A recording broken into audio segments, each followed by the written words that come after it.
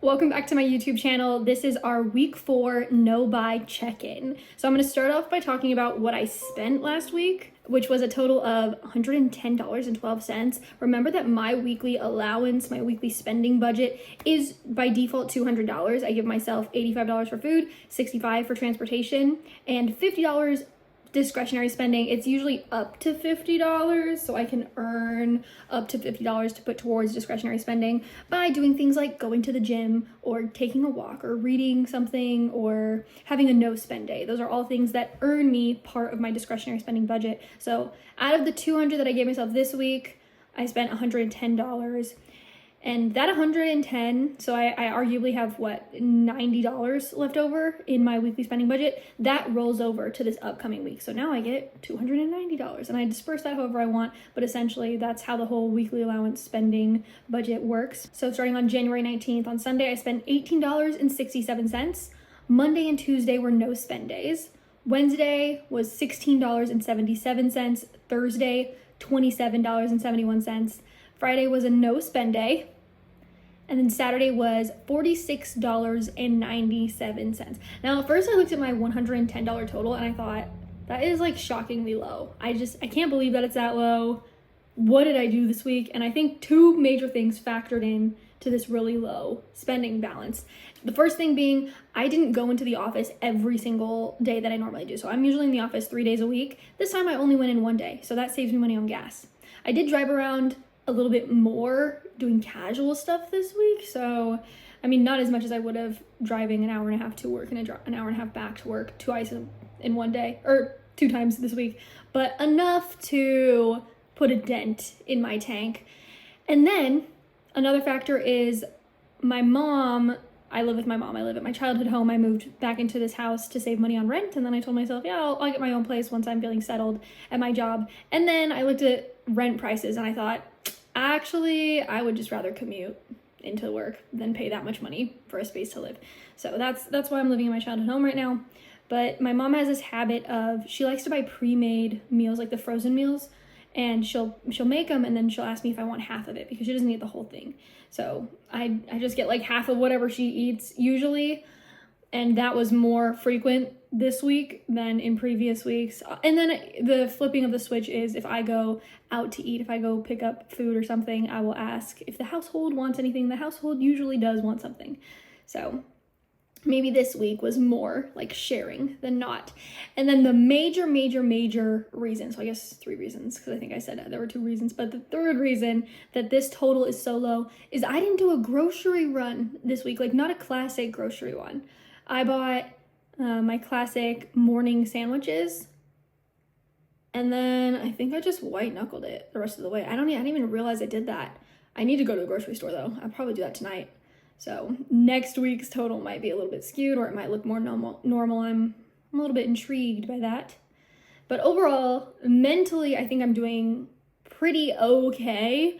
I was feeling inspired this week to create, and so I went into Canva and I put some designs together that I wanted to see, and then I went into Printify and I put them on some hoodies and some sweatshirts, and then I hooked that up to my Etsy shop because I have an Etsy shop. That's one of my side businesses, one of my streams of income. Really, that was like a selfish stream of income because I create things that I want. So whenever I put it in my Etsy shop, I usually get a sample of that thing, except I told myself I wasn't going to be allowed to order anything. And I made that decision while I was uninspired, while I was not interested in anything, and it is so dangerous. It is so audacious of me. It is big talk coming from someone who doesn't want anything when I'm at my most mentally stable state of being to be like, no, I don't need anything. I don't need any of that. Where's the realism, Rebecca? Where's the realism? So here are some of the things that I put together. This is the first one that I wanted to do. It's that quote from Animal Farm. It's going viral right now, actually. It says, all animals are equal, but some animals are more equal than others. And I made 2 versions of this. One where the pig outline and the bunny outline are just white. And then the other version is they have some colors. So the bunny is gray and the pig is pink. I would have kept the bunny white, but I don't know, I wanted to deviate from that. The next one I wanted is this. I'm really obsessed with line art right now. I'm really into it. So I did this line art of money related things. And originally I had an outline of an airplane on there because when I think of saving money, I think of saving money for travel, except I showed that design to a couple of my friends and they went, airplane? What are you trying to convey here? And I was like, you save money so that you can do things like going on vacations, like traveling. And they were like, oh yeah, I get it. But it was enough hesitation for me to decide to switch things up. So this is the design I landed on. And then on the sleeve, it says, saving is self-care. Because that phrase, I think that is the phrase of 2025, frankly. That's a phrase that I see come and go in the financial space. And I don't know, something about it. It seems like that is going to go strong this year. That is the mantra that I'm telling myself this year, is saving is self-care. So just moving away from the whole treat yourself thing. And I mean, it's nice to treat yourself here and there. I definitely think that there is grounds for treating yourself, especially when you just need something to get a little dopamine hit when you're having a hard time. But you can take that too far. So I think flipping the script onto being like, actually saving money is self-care. That is a little treat. It's a little treat to be able to save because not a lot of people can save. So it's almost like a luxury at this point. But anyways, I put that on the sleeve and I put it a little bit high because I like to roll up my sleeves. Usually I'll buy sweatshirts that are too big for me and then I'll roll the sleeve once, and I want the words to be able to see still, or to be able to be visible still. So that's the reason. And then the last design, completely unrelated to both of them, because I feel like those two were very seriously inspired. But this one, I just wanted it. I want it. It's bridal related, okay? So this is just a collage of line art of stuff that makes me think of weddings and getting married and bridal. And in the corner, it says Mrs. Lance, which is not my last name. It was my last name. That was my maiden name, is Lance. But it says Mrs. Lance because my sister-in-law saw the design and she was like, I love it. And I was like, great, I'll put your name on it. So I put Mrs. Lance, and then the year that she got married, 2024. And if I could buy any of the things that I felt inspired to make this week, it would have been the bridal one. And I got married 2 years ago, and my time has passed, but I feel like this is a sweatshirt that I could wear it right now. I could wear it right now and it wouldn't matter. I want it so badly, okay? And then part of the reason that I order samples is because every once in a while you'll put a design together and then you get it in person and you go, actually, this is garbage. Actually, this is no good, ugly, bad quality. And I didn't get to do that this time, but I segued it straight to the Etsy shop, and a couple people have ordered it, and I am low-key terrified that they're gonna get it and be like, this is the most garbage piece of garbage I've ever seen, ever. This is the most trashiest piece of trash to walk planet Earth. So I'm awaiting them to receive it, and then they can post reviews, and then hopefully it'll bring me peace of mind, and if not, I'll be very sad. So once my sister-in-law picks out a color that she wants, then I'll order that for her and she will pay me the cost of the thing. And then I can see it. I can see what it looks like. I can see if it's good or not. Oh, of all the things. And then, actually I did have one more sign, sorry. A hoodie. It says saving is self-care on the front, and then it has the little flying away money on the sleeve. I like this one too. I like it a lot. But yeah, if I could buy one of those, they said, okay, Rebecca, you get one exception, I would get the bridal one. I would. And then the second one I would be the saving is self-care on the sleeve with like the line art on the front. That's the second one that I would get. I'm gonna be making a lot more things. I think I'm on this segue now. I think I'm headed to going back to Canva to make more stuff that I can't buy this year. I've been rethinking my system, by the way, of do I want to give myself any exceptions? Like, it's business related, but like it's giving myself a loophole that I don't know if I can handle. I don't know if I can handle that. So I'm just kind of, my best option right now is, okay, I can order the sample, but then I have to lock it away until like Christmas time or something. You know what I mean? So I don't get it immediately. Maybe I'll do something where I have to run it by the audience, and then you can tell me if it's worth getting a copy of, or if I should just let that one go. If I should just let it sit in the wayside. So maybe I'll make this a group decision. Maybe this will be a couple of months down the line that we'll revisit this and we'll have a conversation about it. But overall, I think I've been okay. I think I've done pretty well. Nothing else has really caught my eye.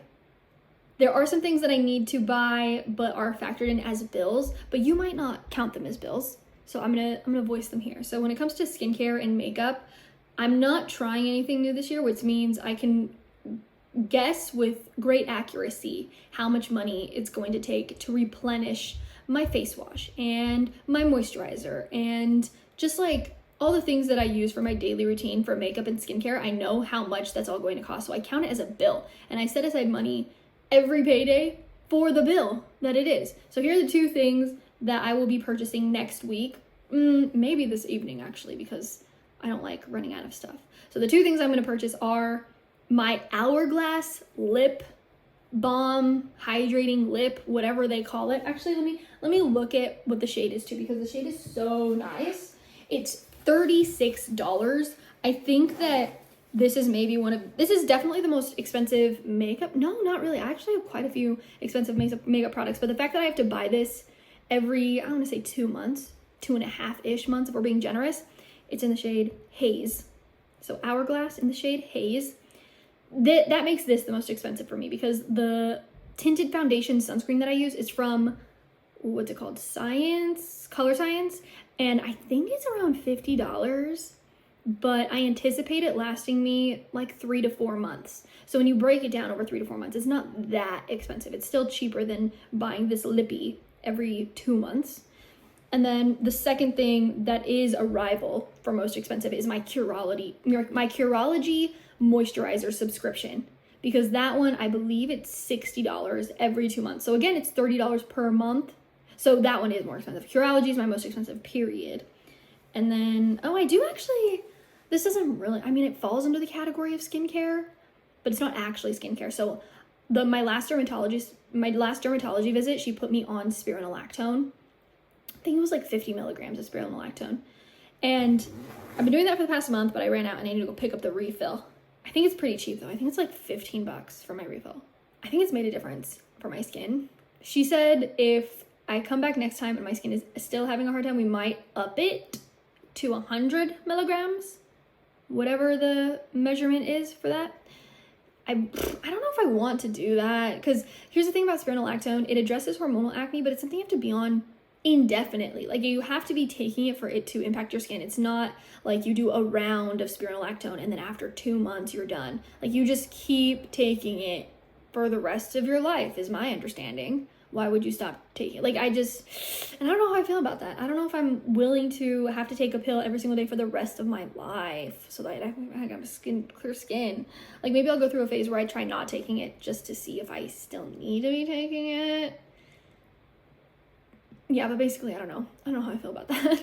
I was supposed to do, what's it called? Doxycycline when I first started seeing my dermatologist, and then it ended up being unnecessary, which is pretty nice, because I heard that one addresses bacterial acne, and so it's antibacterial. There's a word for it. It's an antibiotic. And they don't want you to take it unnecessarily because your body can become like resistant to it. So if you need it for something else, I don't know, basically it has health implications. I'm not a doctor. I'm not a professional. We talked about it twice. So I'm going off the cuff here, looking up nothing. So I didn't do doxycycline. Panoxyl 4% was enough for me to get most of my life under control. And then tretinoin on top of that, and then now spironolactone.